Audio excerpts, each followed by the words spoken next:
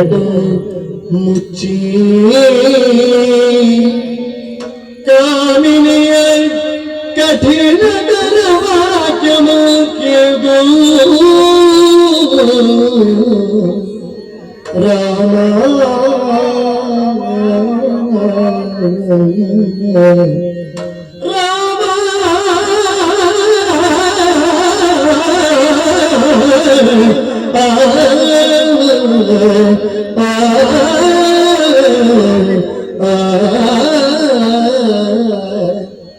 ಶ್ರೀರಾಮ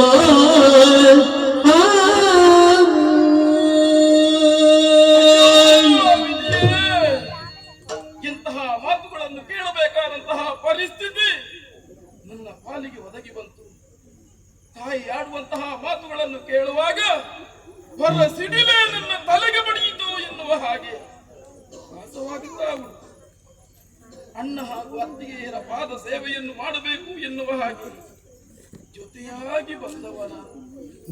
ಆದರೆ ಈ ಸಂದರ್ಭದಲ್ಲಿ ತಾಯಿ ಈ ರೀತಿಯಾಗಿ ಮಾತಾಡುತ್ತಿದ್ದಾರೆ ಎಂದಾದರೆ ಸರಿ, ಅರ್ಥ ಆಯಿತು. ತಾಯಿಯ ಉದ್ದೇಶ ಏನು ಎನ್ನುವುದು ಚೆನ್ನಾಗಿ ಅರ್ಥವಿಸಿಕೊಂಡೆ.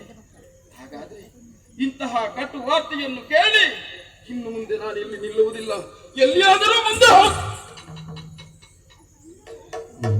ಹೋಗುವುದಕ್ಕಾಗುತ್ತದೆ? ಖಂಡಿತವಾಗಿಯೂ ಇಲ್ಲ.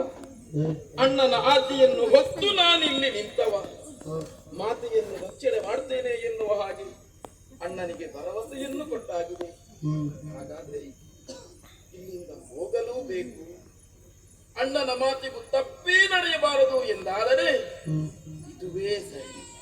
ತಾಯೇ, ಒಂದು ಮಾತಾಡುವುದಕ್ಕೆ ಅವಕಾಶ ಉಂಟೇ ತಾಯಿ? ಭೂಮಿಯೊಳಗೇಳಾಜ್ಞೆಯು ಬರೆದು ಇದನ್ನು ಮೀರಿ ಮುಂದಡಿಯ ನಿಡದಿರೋ ಇದು ನೀರಿ ಮುಂದಡಿಯ ನಿಡದಿರೋ ಎಂದು ಸೋಮಾಕ ಭೂಮಿ ದೇವಿಯ ಸಾಕ್ಷಿಯಾಗಿಟ್ಟು ಸೋಮಾಕ ಭೂಮಿ ದೇವಿಯ ಸಾಕ್ಷಿಯಾಗಿಟ್ಟು ತಾಮನದಿ ಮುಂದುಕೊಂಡ ಚರದಿ ಲಕ್ಷ್ಮಣ